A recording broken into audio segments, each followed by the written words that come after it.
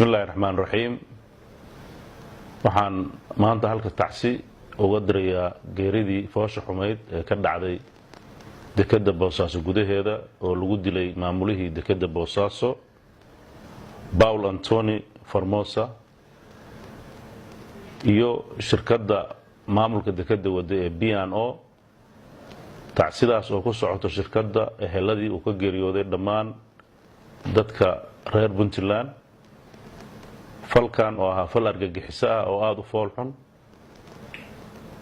waa dhaqan ay baryahan oo dhan la beegsanayeen siday ummadda Puntland iyo dadka Soomaaliyeed oo dhan noloshooda u halisgelin lahaayeen, hadday tahay noloshooda dhaqaale, midooda nafeed iyo sumcadoodaba. barnaamijkan maanta lagu dilay Paul ma aha dil loo geystay shakhsi maamulaha oo kaliya, waa dil loo geystay ummadda Puntland oo loogu talagalay in la baabi'iyo horumarkooda iyo dhaqaalahooda, sumcadooda iyo barnaamijyada ka socda in dalka lagu horumariyo. arrintaas baaritaankeeda cid kasta oo lug ku yeelata ama dalka ha joogta ama dibaddeeda ha joogta waa dambiilayaal ka galay dembi dadka reer Puntland. cid kasta oo ay ku caddaata arrintaasna waxaan ka qaadi doonaa tallaabo sharci oo ku waafaqsan. arrintan ma oran karno arrin argagixiso kaliya, waxa ka dambeeyana waan ogaan doonaa. waa arrin lagu baabi'inayo shacabka Puntland iyo horumarkooda, dhaqaalahooda lagu wiiqayo, mustaqbalkooda lagu dilayo.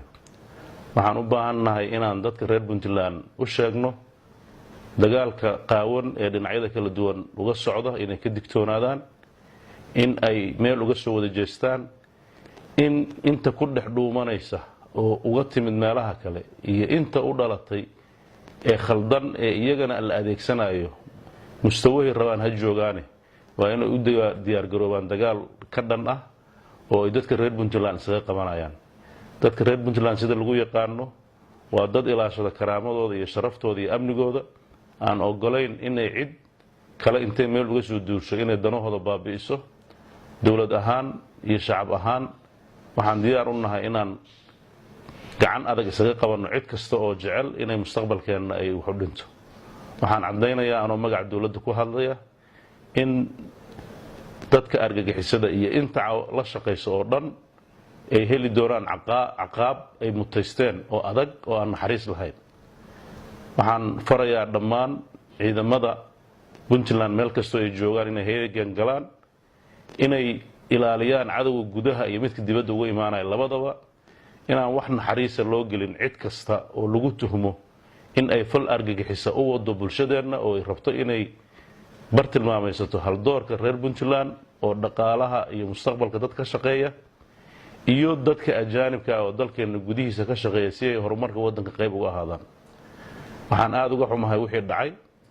waxaan xaqiijinaynaa cid kasta oo falkaas uu ku caddaado in tallaabo sharci ah oo adag oo aan naxariis lahayn laga qaadi doono.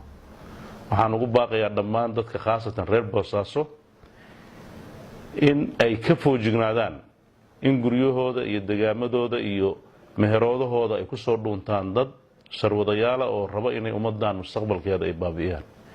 arrintan waxaan uga tacsiyeeraynaa shirkadda dowladda Imaaraadka oo shirkaddaas ay ka tirsan tahay, Paul iyo qoyskiisa iyo waddankiisa. waxaan aad uga xunnahay wixii dhacay. waxaan rajaynaynaa waxaas dhacay inay ku koobnaadaan fal argagixiso oo ka dhan ah dhammaan ummadaha adduunka oo meel kasta ka dhacay inuu la mid yahay, inay Puntland raalli ka ahayn, inay aad uga xun tahay, inay meel uga soo wada jeestaan bulshada caalamka iyo Soomaaliduba sidii la isaga qaban lahaa dadkan xag jirka ah ee doonaya inay deganaanshaha adduunka khaasatan gobolkan aan ku noolnahay ay waxyeelayaan oo ajandayaal ka baxsan ajandayaasha wada noolaanshaha wata. haddaan Puntland nahay waxaan cadaynaynaa dadkaasina wax naxariis ay nooga jirin, midab kasta uu leeyahay. cid kasta oo dhex maraanna ay la mid yihiin. ninkii is yiraahda ka dhex ganacso oo guri ka kiree ama wax u fududee ama hunguri u geeyo, dowladdu waxay u ictibaaraysaa inuu isaguna argagixiso yahay oo waxba ka duwanayn. fal kasta oo arrintaas meelihii uu soo maray ciddii lagu tuhmo tallaabo adag baa laga qaadi doonaa. dilka maanta dekedda Boosaaso ka dhacay wuxuu ka dhigan yahay dil lalo bartilmaameystay in dadka Soomaaliyeed wax horumar aysan gaarin khaasatan Boosaaso iyo Puntland guud ahaanba. Boosaaso waa isha dhaqaalaha gudaheeda in dad marti u ah dalkeena in lagu dilana waxay u keenaysaa sumcad xumo iyo dhaawac weyn oo ay kalifayso in cid kasta oo nolol u soo dooran lahayd ama horumar ka sameyn lahayd ay ka tagto.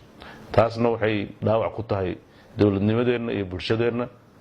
dadka reer Puntland waxaan ugu baaqayaa inay amniga ka shaqeeyaan, inay wadajir ka shaqeeyaan, inay dadka sharwadayaasha ku soo dhuumanaya ay meel uga soo wadajeystaan. ciidamada qeybahooda kala duwan iyo meelaha habaca ka dhacay ee dadka faldambiyeedka sameynaya ay mareenna waxaan rajaynaynaa inaan tallaabo ka qaadi doono.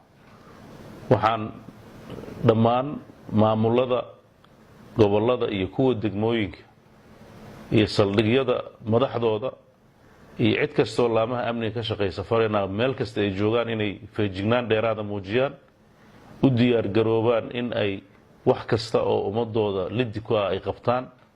haddaan dowlad nahayna ilaahay idankiisa ahmiyadda ugu horeysa xooggii waxaan saari doonaa sidaan amnigana u sugi lahayn, argagixisadana u ciribtiri lahayn.